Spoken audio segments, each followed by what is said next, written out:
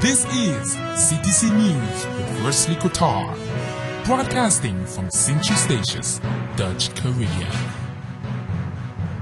Sponsored by Utel NV, Wynwood Island Bank, Kodo's Purchasing Services, and Duggins Shopping Center.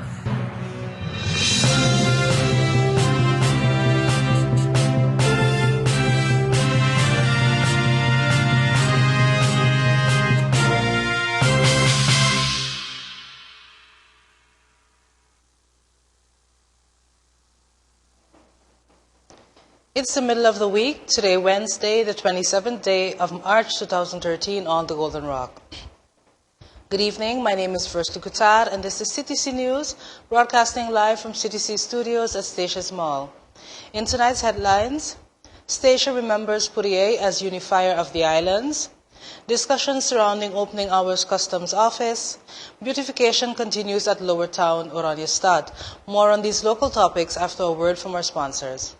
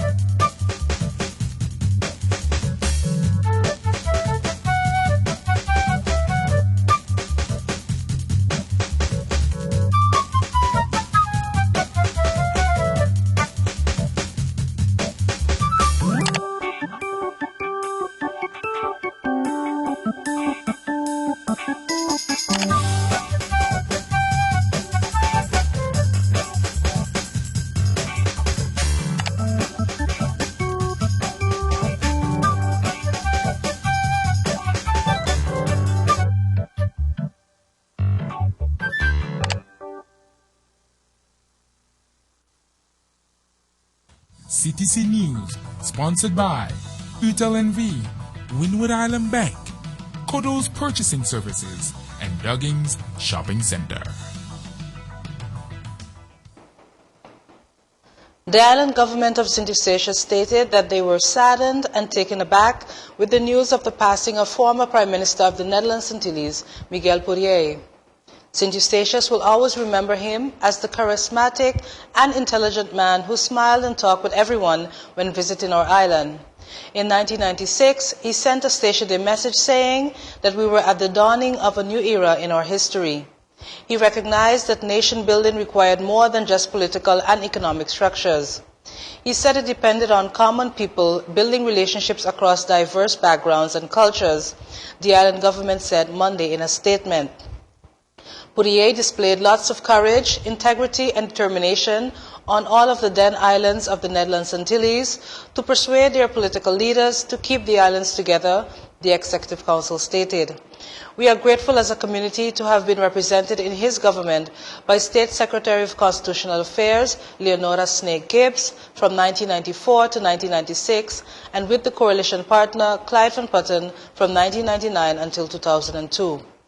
We look back to a period when Poirier served the people of the Netherlands Antilles and realized that he was confronted with a country that was challenged with an economic decline and growing social problems, and he was expected to turn the tide. Various summits were held on the islands to make sure that they all were on one line when going into summit between the central government and executive councils, in which decisions were to be made on the set-up of the new so-called Antilles of Five. His special wish was for cooperation and unity between the islands. Unfortunately, this did not come to pass. The government joined the community of Sint-Eustatius in wishing the family and friends of the late Miguel Poirier much strength during this time of bereavement, the statement concluded. At least 2 persons in the community have publicly expressed their displeasure concerning the opening hours of the customs office at the harbor via Station News. Station News is an online website that also circulates news articles, opinion columns, etc. via email. One of these persons underlined the fact that the custom office at the harbor now closes from 12 p.m. to 1:30 p.m., whereas most persons working are only able to collect items from the harbor during their lunch break. A suggestion was made to have the office open throughout the lunch hour by arranging the lunch breaks otherwise than all at once. That way, persons collecting items would be ensured that someone would be continuously available. Persons collecting goods at the harbor presently have to make payments to an agent based on the value of the goods to be collected. There are many who find this to be a tedious and time-consuming practice. No official reply or statement has been issued thus far on behalf of the customs regarding the expressed concerns. Coconut trees have been planted in Lower Town, Oranjestad, near the harbor of St. Eustatius recently. The young trees were planted to replace trees that were killed by the lethal yellowing disease which has killed millions of coconut and other palms in the Caribbean. Harbor personnel is attending to the recently planted plants, watering them, and by placing iron fencing around the young trees to protect them from roaming animals. Coming up next in regional news, media houses cooperate in Caribbe's network website, Nevis Island Assembly meets for the first since January elections, and Toastmasters Club to be established in Anguilla. Details in regional news and later international news as we return from this break.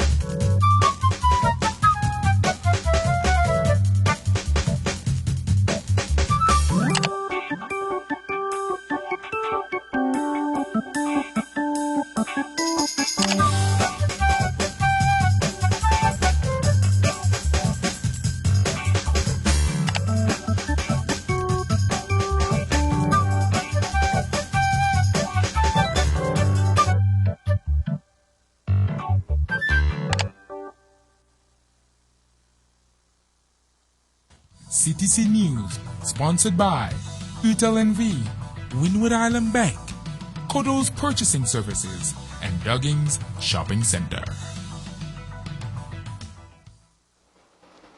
Tonight in news around the region, Dutch Radio and Television NTR met with local media houses on Monday to sign agreements of cooperation for the use of Dutch language news website Caribbe's Netwerk. Caribbe's Netwerk is to fill the void left after Radio Holland ceased to provide radio and internet news for and from the islands of the former Netherlands Antilles. Using a small network of local reporters, the website is to bring news and background information on Aruba, Bonaire, Curaçao, St. Martin, St. Eustatius, and Saba. In St. Martin, agreements of cooperation were closed with the Daily Herald and Today newspaper and with radio stations Radio Sualiga 99.9, Choice FM, and 98.1 Pearl FM. Similar agreements were closed with the media houses in Aruba and Curaçao and on Bonaire. The website can be found at http://caribbeesnetwork.ntr.nl. Further in regional news, the first sitting of the Nevis Island Assembly since the January 22nd local elections will commence on Tuesday.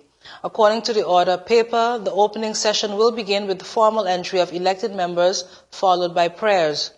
The reading of the proclamation will come next, after which there will be the election of the President of the Assembly and the oaths will be administered to members.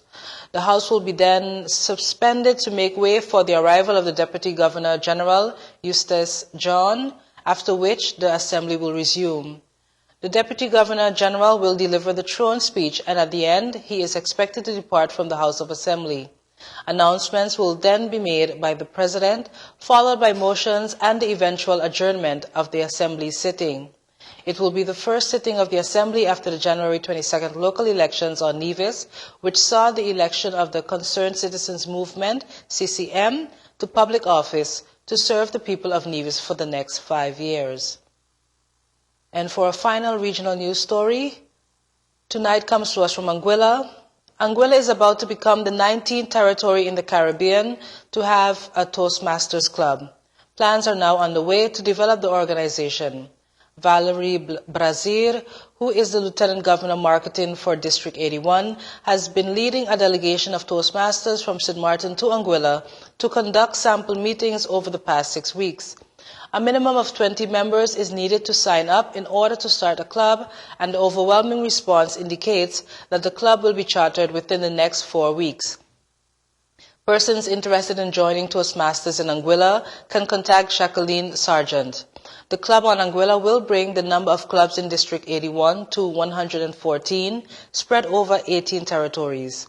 Toastmasters International is the world's leading communication and leadership organization.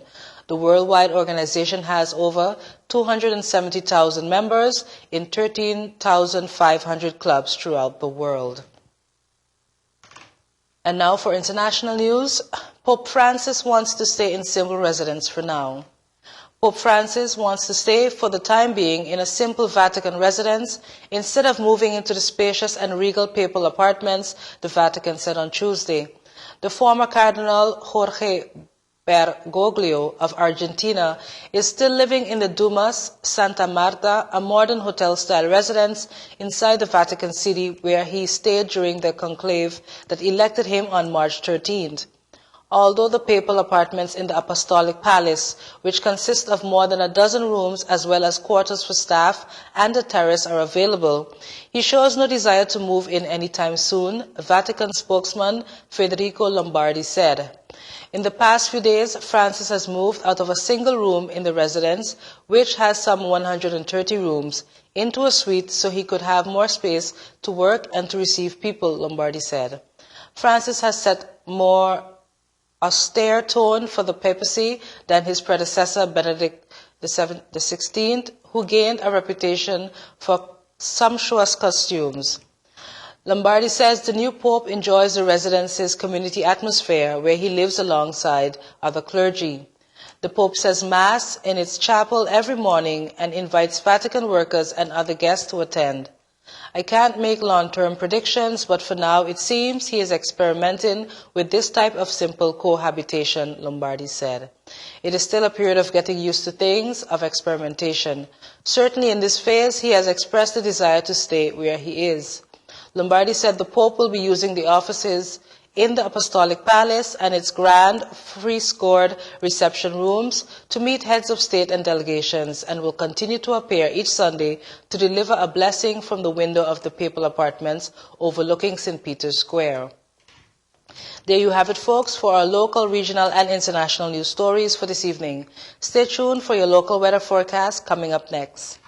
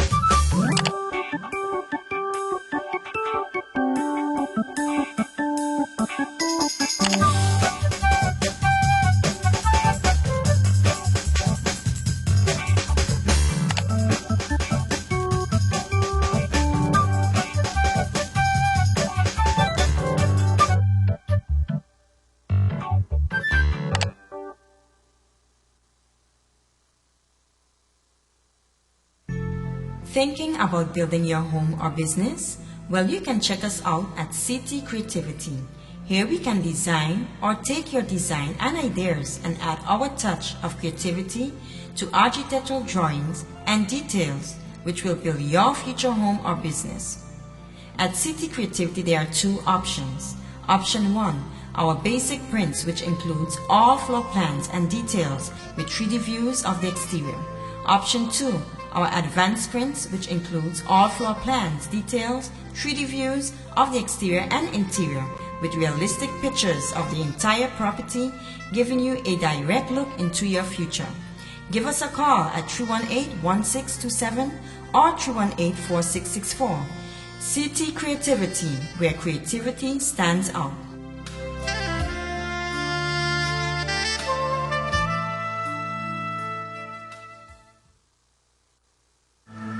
Don't touch that dot.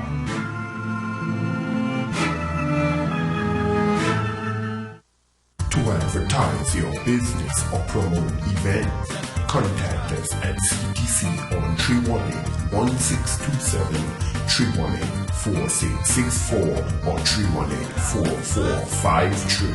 CT Creativity, where creativity stands out.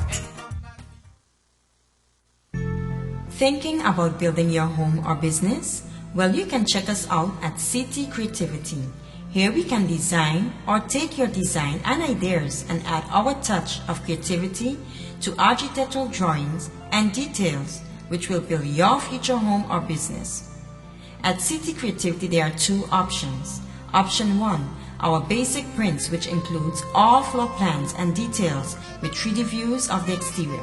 Option 2, our advanced prints, which includes all floor plans, details, 3D views of the exterior and interior with realistic pictures of the entire property, giving you a direct look into your future.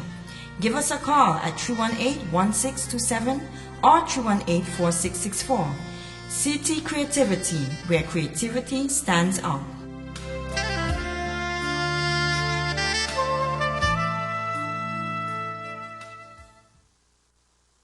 CTC-News, sponsored by UTLNV, Windward Island Bank, Kodo's Purchasing Services, and Duggins Shopping Center. And now for our 3-day weather forecast for the islands of Statia, Saba, and St. Martin. We'll begin on Statia and Saba. Tonight, Wednesday, March 27th, partly cloudy with temperatures of 90 degrees Fahrenheit, 10% chances of rain with winds east at 12 miles per hour. Tomorrow, Thursday, March 28th, partly cloudy with temperatures of 82 degrees Fahrenheit, 20% chances of rain with the winds east at 13 miles per hour.